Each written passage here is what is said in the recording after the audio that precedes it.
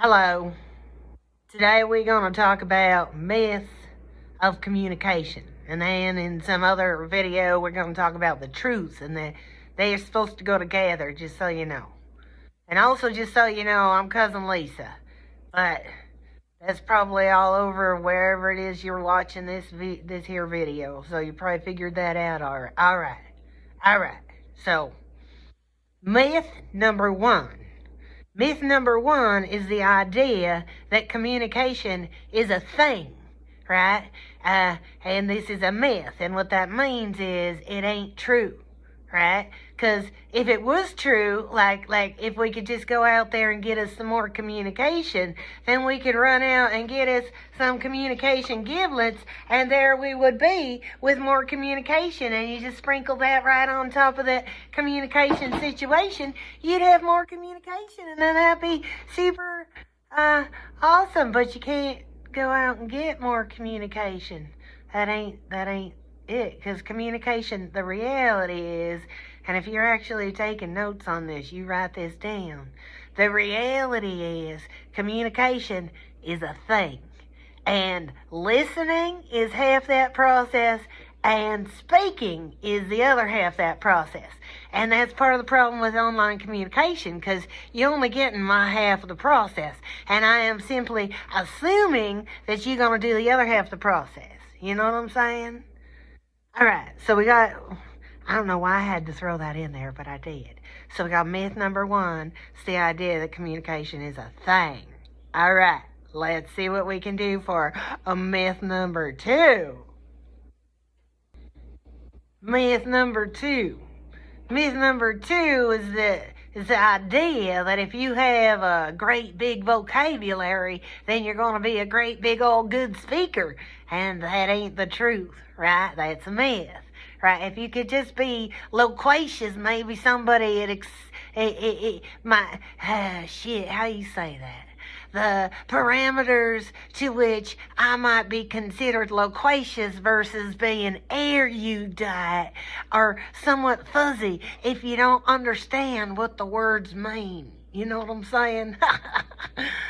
So it ain't the words, is it? Erudite, that's somebody who's knowledgeable. And loquacious, that's somebody who just loves the sound of words. And so I think I'm both. What do you think? But if you don't understand the words, then the whole meaning of the sentence just flies by. You know what I'm saying? And again, you wouldn't talk to a group of kindergartners the same way that you talk to a group of college students or physicists. I like talking to physicists. That'd be fun, wouldn't it? Alright, so you don't talk to the people all the same way. Some people think they can, right? But they're just annoying, really, because you don't talk to Grandpa that way. You just don't, because that's Grandpa. And if you don't talk to Grandpa that way, that means you can't talk to all people the same way. That's what I'm saying. Yeah. So anyway, where was I? If you have, the myth was that if you have a good vocabulary, you're going to be a good communicator. But that has nothing to do with who you're talking to, and what you say really ought to fit the audience. The more you know, the more you're obligated to indicate that you know, and that will make your communication way better. Just saying. Myth number three is the idea that if you have a good speaking style, that you're going to be a good communicator. And the fact that you listening to me right here, right now, indicates that that is a myth. Because this ain't the speaking style they paid me to learn. No way, man. This is my speaking style on the inside, the one that I hide from people. And there you are, listening to me, so that's got to mean something. Speaking style ain't quite it, no. You got to deal with some content there.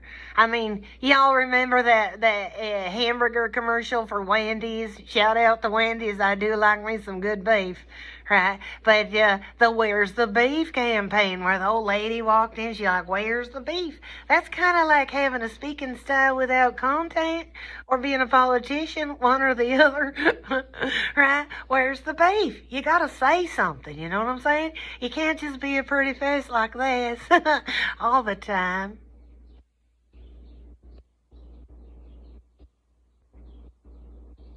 There's some people out there that see communication as idea transmission. Often they are called parents or generals or your bosses or whatever. They think that, like, if they just say it, then you automatically get it. Idea transmission. Well, hell, just plug me in, right? Oh, this is so not the truth. And I will illustrate, right? I'm going to say a word, and I want you to tell me what comes to mind when I say this word. Okay, now those of you who've been in class before, you know this. So don't give me the word that whatever. I'm going to say a word, and you write down or draw what that word is to you. All right? All right. The word is tree. All right? Y'all got it? Tree.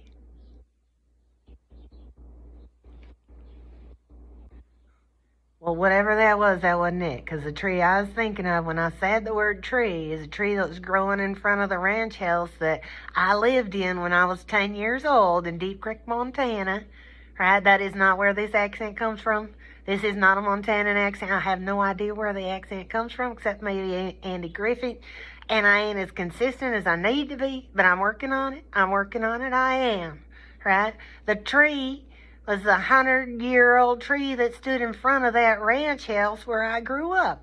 And in front of that tree, because you got to have this in your mind too, because it was in my mind when I transmitted the idea in the word of tree, right? I got a little white picket fence with pointy ends on the ends of it right in front of that.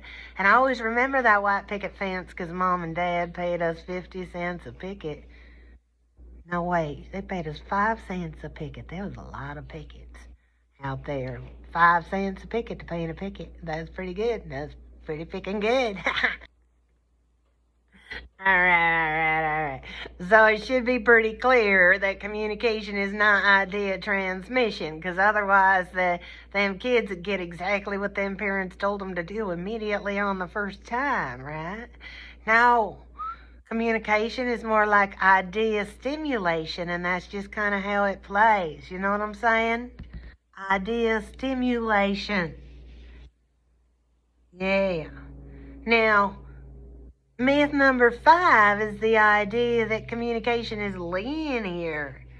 And that's also a kind of a misnomer. It's just kind of like how they studied communication in the early days. Communication is constantly ongoing, and it starts from both people at the moment of the interaction. So it ain't linear. It ain't like one person sends a message to the other person, and there's a time lapse, like other person gets the message, and then they send one back. It's not like we're working on a telegraph. Although when they had a telegraph, that's what the thinking was at the time. Anyway, so. Communication ain't linear. It is, I'm gonna have to check on that. It is transactional. Did that without breaking, huh? Communication is transactional, is that what it? Yeah. Messages are constantly being sent and received. And that's what you gotta know about that. She is gonna kill me for not memorizing the lecture first. But, you don't tell, I don't tell, right? Nobody will ever be the wiser. Alrighty. Myth number 6. Myth number 6 is the idea that you can have a ding, a communication breakdown. You see how I did that? Communication breakdown. Ha! I gotta clean that paint off my fingertips, right? Alright, and that's a myth. And it's a myth because of our number 1 point. Remember that number 1 point? That's right. Communication ain't a thing. It's a process. And right, because it's a process, it can't break. Now, if it was just a thing, we could break it. We could like mix it up and really, we could break up them communication giblets just like that, you know? But you can't. You just can't.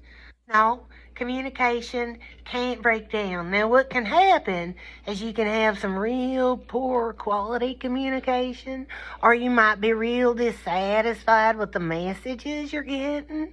But that ain't broken communication. Nope, that communication's working just fine, right? But you might want to tune in and be a bit more aware of how you're doing the communication, and that might affect things too. Now, we're going to look at some of them truths about communication here just as soon as we decide that I did a good job.